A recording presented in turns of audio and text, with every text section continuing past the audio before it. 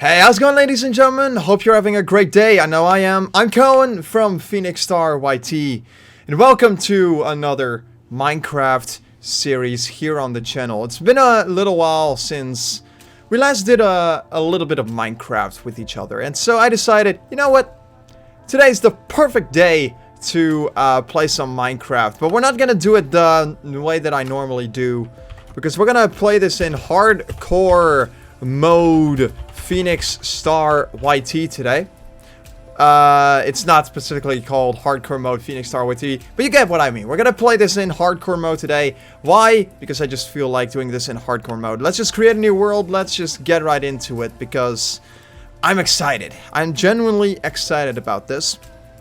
I don't normally play Minecraft in hardcore mode all that much. I typically prefer to play it in either easy or peaceful or whatever, just because that's my personal favorite way to play the game. I don't really like playing about with a bunch of mobs trying to kill me during the night or whatever. I don't really like that kind of stuff. What I care more about in this game is just being able to build whatever I like to build, and being able to just do whatever I like in a world like this, without having to worry about mobs trying to kill me or anything like that. But that's not what we're gonna be doing today. That's not what we're here about for. I don't really have a specific goal. Like, I'd like to do a road to the end in hardcore mode, or road to the wither, or something like that. I don't really have a goal for this. The only thing that I really want to do with this, that's a jungle thing. I don't really want to break that. I don't really want to use jungle wood at all. Even though jungle wood can be very good for some builds, it's not really what I like to use. But yeah, you get what I mean. We're not gonna be doing anything particularly crazy. Maybe I will. Maybe I will be fighting against the Ender Dragon later on in the series, but we need to actually get there first, and I don't see myself getting there very soon in this series, because I absolutely suck at this. But we're gonna try this anyway. We're gonna see how far we'll come. Probably not very far, because I know myself. This is gonna be horrible. This is absolutely gonna be horrible, because if you've seen my live streams, if you've seen any of my Minecraft content on the PhoenixStarYT channel, you know that I don't have any luck with this game at all. It's absolutely terrible. It's not that I don't have any luck, by the way, but it's mostly just that I suck at this. Yeah, let's just see what we got. That's a gray sheep. We need another white one. Is there another white one? There should be. I know for a fact that there is one somewhere around here. I know it. I just saw 3 white sheep. Or was it my brain just screwing around with me or whatever? I have no clue, but I do know that the sheep probably either disappeared or I just killed it. And I already have the wool that I needed from it. But, oh, look at that! I think there's a little lava pool over there. There is lava pouring out of that mountain. That's always a great sign. That's always a great sight to behold. This is Minecraft hardcore, not to be taken lightly, ladies and gentlemen. Yeah, that sheep is definitely not what I need. I could, try and make white dye, I think, and make white wool with it, but I don't know. I've never was that? Oh. I thought for a second that I saw a giant jungle temple or whatever. I do see a little village over there, so we'll probably have to visit that in a minute and see what they've got. But the most important thing about this is getting a house built and, you know, getting some stuff ready for it. Because hardcore, if you've never played Minecraft in hardcore mode before, this is the toughest difficulty in the entire game. It's because the game has pretty much been permanently set to hard, as you can see. And what is going to happen here is that once you die, you're dead. Like, you cannot afford dying in this game in the slightest. Or maybe you could. Maybe you don't have anything to lose in your world if you play on hardcore and you just... and you can afford the dying. But usually when you have a ginormous world build in hardcore mode, you probably cannot afford to die. So for example, I definitely... Okay, yeah. Probably not the best example, because there is a lot of water in there. But if that ravine had just nothing but solid ground underneath it, I would fall in there and I would die immediately. Which would not be nice. I'm running out of hunger bar. You know, I do want to run, because I am in some very desperate need for some stuff. I'm definitely gonna take some of this wheat, if you guys don't mind. Because I am going to need it. Anyway, welcome to a village. We found a little bed over here. At this point, I'm just trying to take whatever I can find from these villages. I don't really care. And I don't think the villagers really care much either. They're just going to derp around like a bunch of derps. That was redundant. And they're not gonna do much against people who are trying to steal anything that they have worked on for many years. But they're not gonna worry about any of this stuff. At least I hope so. I hope these guys don't mind if I take some of their stuff. I'm definitely going to need it soon. I remember, by the way, this is a funny story that I would like to tell you. I'm pretty sure people have heard of Minecraft Xbox 360 edition. It was a pretty popular console edition. Nowadays it's more of a legacy edition, and it isn't being supported anymore by Mojang, which is a bit of a shame, because it would be nice if the legacy editions of Minecraft would still be supported. Although I do understand why they don't support older versions of the console editions anymore, because it would be one hell of a process to code everything for every single version that they had. With Minecraft Bedrock Edition, they just have to add one line of code for everything, and they can just add it in automatically to every version of the Bedrock Edition that they have. So they can have Minecraft Pocket Edition and the Xbox One Edition and everything just be one thing, and that's it, you know.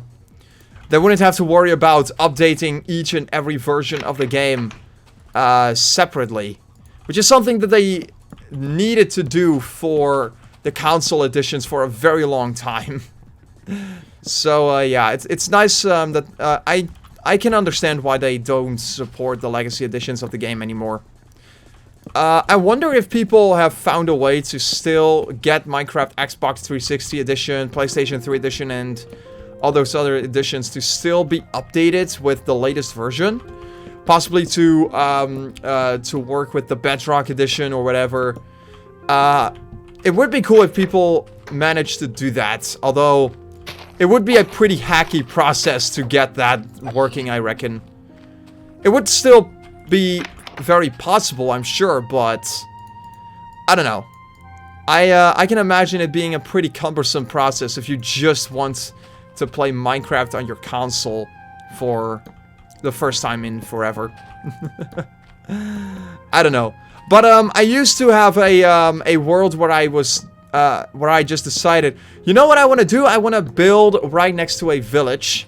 And so I did. And the beautiful part about that was that this was hilarious. At one point I had numerous villagers from the village spawn in. I don't know where they came from to this very day. I'm still not sure about that, but they just came out of freaking nowhere, and they just spread all over the place. They would just at one point I had like 6 villagers in my house, and it would be the most hilarious thing in the world.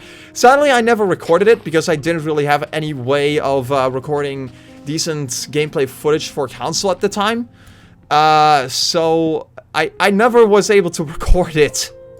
But it was the most beautiful thing ever. It was a very old version of the console edition also. I think it was way back in 2014 or something that I got it. I think that was incidentally also the first, the year that I actually got my Xbox 360. Nowadays it's kind of there for the most part. I have it right next to me, I just don't ever use it anymore. Which is honestly a bit of a waste of space. But, hey, I have it, and if I ever want to play a game again, on that crusty old thing, I can always decide, you know what, I want to play a game on my Xbox again, because it's been a long time. But, as of right now, I don't really have any plans on doing much of anything with that thing. Because, like I said, it's a bit old and crusty, and a lot of games that I have for it, I mean, they're fun, but a lot of games that I got on there are more fun to play online. And I don't know if you know anything about Xbox and online gameplay. It's a mess.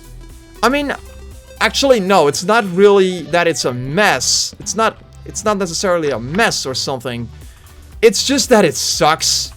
Because what you would have to do, if you have no idea how that works, I'm pretty sure a lot of people are familiar with the online subscription services that you need to get in order to even play online on any console. Nintendo does it, PlayStation does it, and Xbox does it. Everybody does it. The only service that you don't need to pay any subscription for just to play online is PC. Which is hilarious to me, honestly. I think that it's hilarious that you don't need to pay just to be able to play online on PC. It's freaking awesome. PC Master Race, ladies and gentlemen. Actually, no. I don't think that there is a particular Master Race for any platform. Every single platform that you're going to be playing on has its own caveats, their own sets of downsides to them. Every single one of them has their issues. So, you know, that's the thing. A lot of people tend to say console and Master Race because they don't have to deal with all of the stupid shit that Microsoft or all of the stupid shit that they have to do with Linux or whatever. Console is definitely the easier choice for gaming. I can definitely see the appeal in that.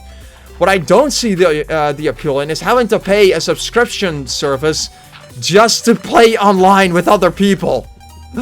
I mean, I guess it's a fair deal. I guess it's a pretty fair deal for what you can get for it. I mean, I think an online subscription, a subscription for PlayStation Plus or Xbox Gold, both of them cost, I think, $60. And with it, you can get various free video games from Xbox and PlayStation.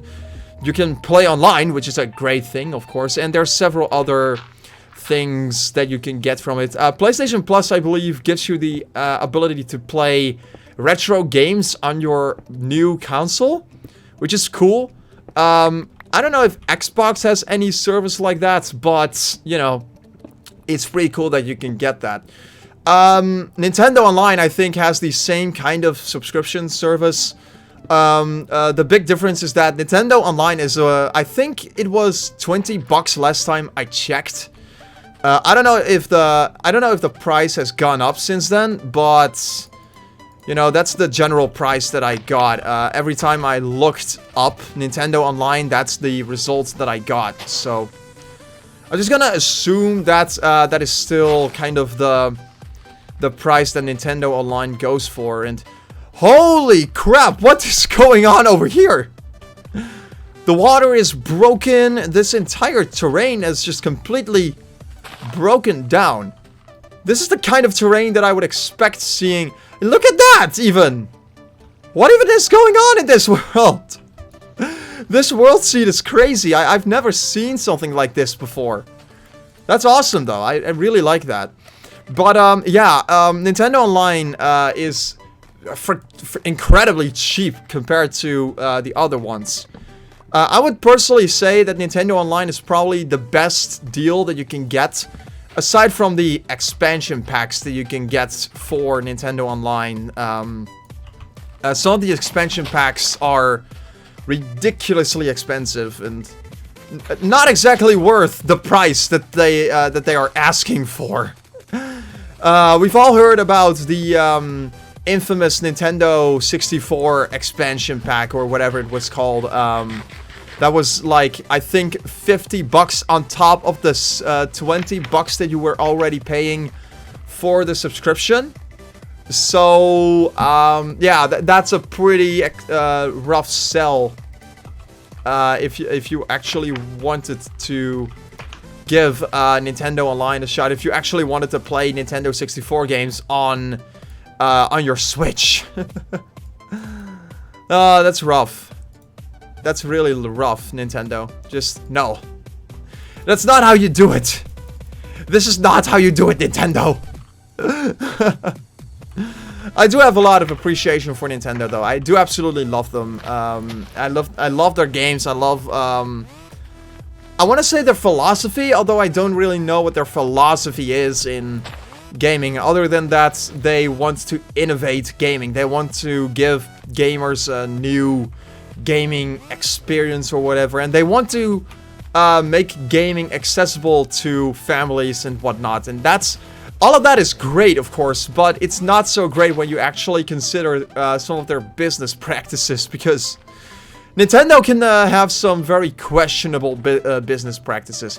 I don't want to go into too much detail as to what it is that they have done in the past, but, you know, a lot of it comes down to copyright bullshit, cease and desists, like I mentioned before, the Nintendo Online service that has some questionable things going on, and things like that. But if that's all that I can complain about when it comes to Nintendo, I personally am totally okay with Nintendo.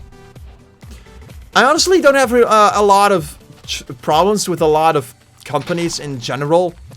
I mean, companies are gonna be companies, right? They are just going to do stuff for money, which makes sense, you know. They're companies. They basically need money in order to stay alive. That's just the way it is. You know, there are some companies that I have issues with, like companies like EA and Bethesda and whatnot, who have done some very questionable things in the past.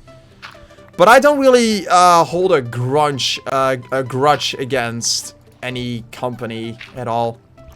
Even some companies that I have a lot of disagreements with, like some of the stuff that Disney has done and some stuff that other companies have done. I don't know, man. I need some wood so I can actually smelt some of the sand that I've got. I'm actually in the need of a lot of resources that I just don't have. Like, we still need to grab some coal and whatnot. We still need to grab a lot of other things that we kind of need in order to survive this hardcore world. This is not going to be an easy survival. This is not going to be easy. I've never... I should probably also point out, for those of you who don't know me very well, I'm not so good in survival. So this is probably not going to bode very well for me. This is... As a matter of fact, this is probably going to be incredibly difficult. Okay, we've got some charcoal, which is nice. Let's make some torches out of those. And I should probably also make a chest so I can store some stuff into it. Like that. And... bloop. And we're gonna throw some shit in there that I definitely do not need to keep around with me. I can honestly, just store some food away. I don't really need a whole stack of bread. I don't keep a whole stack of food with me anyway. Why did I put away my torches? Where are those things? Here they are. I definitely need to keep those around with me. I don't know what I'm gonna be doing with this hardcore world, honestly. I probably should do a little more with the house. The house definitely needs a lot of work done. Right now it's relatively small. It's just a starter hut at this point. It's not anything particularly fancy. Oh, hello! We found a hole. I am a dwarf and I'm digging a hole. Only the OG of the OGs will know that reference. But yeah, let's see what is going on over here. Oh, this is just a cave. That is fascinating. There's some copper over here. Yeah, a copper, I typically don't really bring copper around with me much. I don't really use copper at all. And the reason why is because I literally do not have any use for it. They are nice for copper blocks and whatnot, and for lightning rods or whatever, but, you know, I typically don't really have a lot of use for those things. For copper, I mean. So I typically just don't... I typically just don't grab it. I mostly just skip it. The only reason why I would ever mine up copper is for experience. It's literally the only reason why I would ever mine it up. And other than that, I never bring copper with me every time. Yeah. That's the thing. Also, I miss my, do I have any wood on me? No, I do not. If I had some wood on me, I could make a new pickaxe. I could honestly use a stone pickaxe by this point. Where's my home? Is it right up here? I'm already lost. Can you believe it? Oh yeah, there we go. It's right up here. It's right up here. Let's make a new pickaxe out of it with the wood that I definitely do not have. Oh, this is gonna be crap. You know, that's always the thing with making a new Minecraft world. Creating a new Minecraft world is always the most fun thing to do because you start out with literally nothing at all. And you would have to go around, find everything. Right now on the Minecraft server I'm running, Phantom Falls, I already have literally everything that I need. So there literally is no reason for me to really do much of anything besides doing stuff for the sake of doing stuff because I'm bored or whatever. There is no other reason for me to really be doing much of anything. I could mine all day, but I already have a lot of resources and I don't really need as all that many resources anymore until I eventually start to run out, which is probably never going to happen. But you know, that's the thing. Starting a new Minecraft world in that regard is always the greatest thing ever, because you start out with literally nothing. But the bad thing about that is when you have a Minecraft world where you already have virtually everything that you would want to ask for, you start to take all of that for granted, and you start to really miss the things that you had in your other worlds. I should not be fighting those skeletons without any sort of protection. I am not going to go down there until I actually have some better protection on me. I don't have armor. I only have a wooden sword. Things are not looking so bright for me so far. But you know what? That's all. That's part of the fun in doing stuff like this. Let me make some glass panes out of the glass that I have. And we're gonna put that onto the holes, if I can even grab this stuff.